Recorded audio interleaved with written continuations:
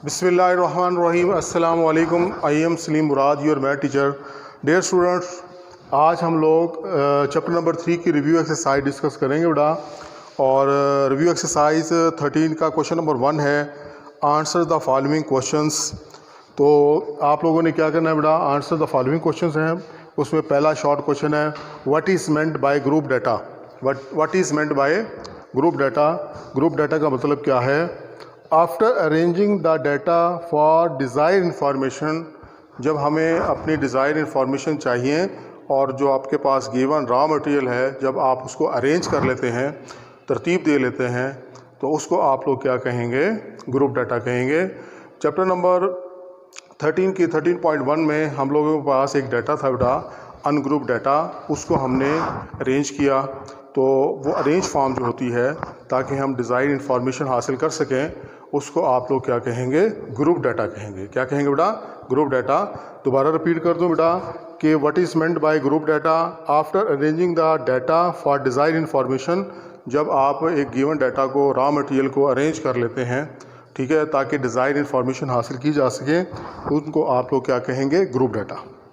इसके बाद बेटा क्वेश्चन नंबर 2। क्वेश्चन नंबर 2 में कहा उसने, define a class interval. Define a class interval. Class interval क्या होता है बेटा। तो क्लास इंटरवल का आंसर क्या है बेटा, each group of data is also known as. हर ग्रुप को, डाटा के हर ग्रुप को आप लोग क्या कहेंगे, क्लास इंटरवल कहेंगे। क्या कहेंगे बेटा, each group of a data is also known as class interval. Each interval represent all the values of a group. और एक इंटरवल जो होता है, एक उसमें स्मॉलेस्ट वैल्यू होती है बेटा, एक क्या होती है, लार्जेस्ट वैल्यू। और डाटा की मुख्तलिफ वैल्यूज़ या उस रेंज की तमाम वैल्यूज़ हम उसके सामने लिखते हैं। अच्छा बेटा, उसके बाद क्या है, क्वेश्चन नंबर 3 है, डिफ़ाइन अ पाई ग्राफ। ये चैप्टर नंबर 13 जब स्टार्ट हुआ था बेटा, उसके शुरू में भी मैंने बताया था कि जब आप न्यूमेरिकल वैल्यूज़ की ग्राफिकली रिप्रेजेंट करेंगे तो उसको आप लोग क्या कहेंगे, पाई ग्राफ कहेंगे। पाई ग्राफ में आप लोग क्या करते हैं कि पहले डाटा को एंगल्स की फॉर्म में कन्वर्ट कर लेते हैं और सर्कल में आप लोग डिफरेंट सेक्टर्स में उन वैल्यूज़ को रिप्रेजेंट करते हैं। तो the representation of A numerical data, the representation of numerical data in the form of disjoint sectors, मतलब वो क्या होंगे, मुख्तलिफ सेक्टर्स होंगे, of a circle is called a pi graph. मतलब क्या करेंगे बेटा, ये आपका एक सर्कल आ गया, आप ये एक सेक्टर हो गया, एक ये सेक्टर हो गया, ये एक सेक्टर हो गया। तो जब आप इस तरह से न्यूमेरिकल वैल्यू को रिप्रेजेंट करेंगे तो इसको आप लोग क्या कहेंगे, पाई ग्राफ कहेंगे। Question number 4।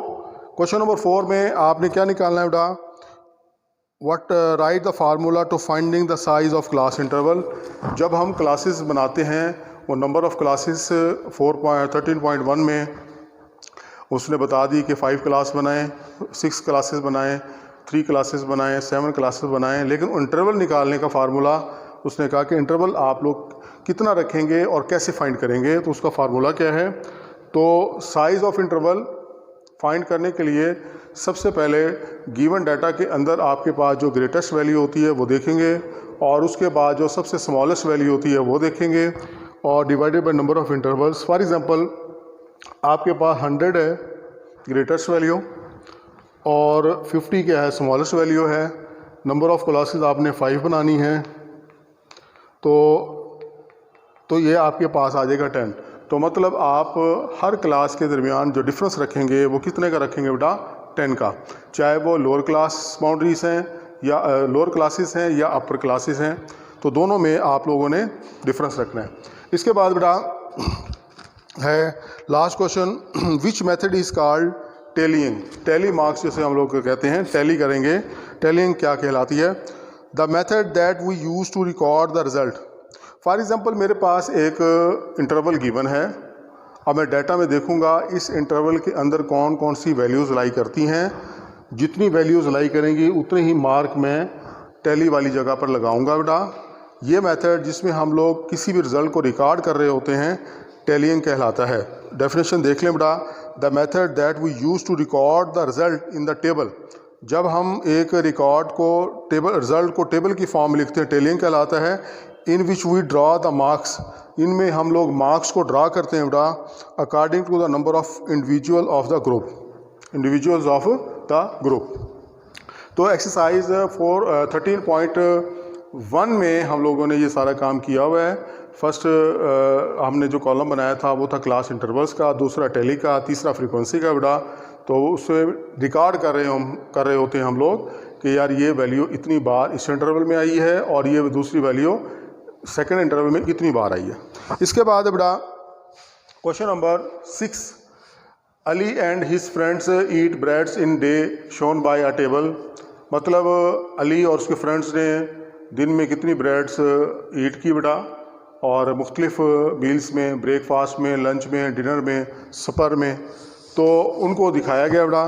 तो मील्स हैं ब्रेकफास्ट, लंच, डिनर और सपर।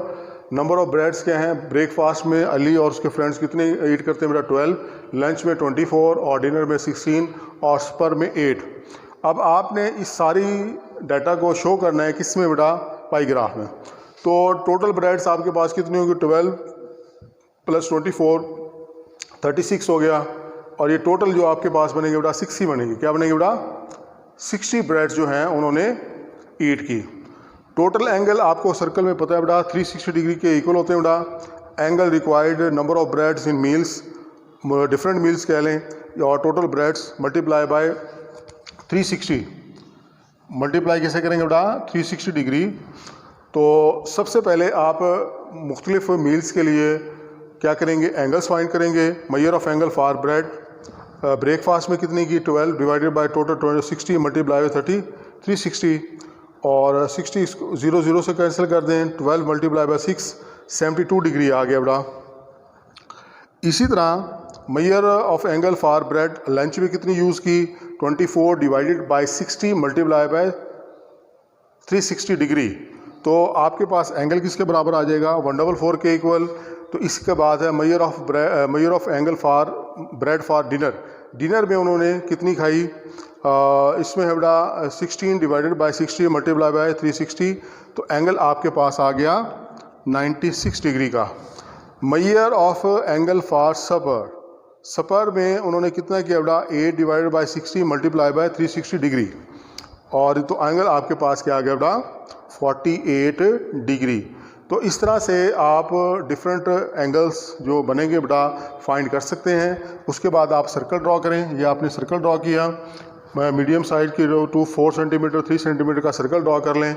सबसे पहले एक लाइन सेंटर से इसकी बाउंड्री तक ये ड्रा कर लें। उसके बाद क्या करेंगे, जो ब्रेकफास्ट में एंगल बना है 70 डिग्री बनाएं डी की मदद से। डी आपके पास है बेटा, डी को यहाँ पर रखेंगे और एंगल बनाएंगे। उसके बाद लंच में 144 एंगल बनाए बेटा, तो ये आपने बनाना है। इसके बाद डिनर में 96 है, और अल्टीमेटली आखिर में जो एंगल बचेगा वो 48 डिग्री के इक्वल होगा। तो इस तरह न्यूमेरिकल वैल्यू की जब आप लोग ग्राफिकली रिप्रेजेंटेशन करते हैं तो ये पाई ग्राफ कहलाता है। डियर स्टूडेंट्स, आज लास्ट लेक्चर में उम्मीद है कि आपको information handling, group data, ungroup data, pie graph क्या होता है समझ आया होगा, इंटरवल क्या होता है समझ आया होगा। अगर कोई बात समझ ना आई हो, कोई बात वजाहत तलब रह गई हो, तो आप व्हाट्सएप ग्रुप में डिस्कस कर सकते हैं। अल्लाह ताला आपका हामी व नासिर हो।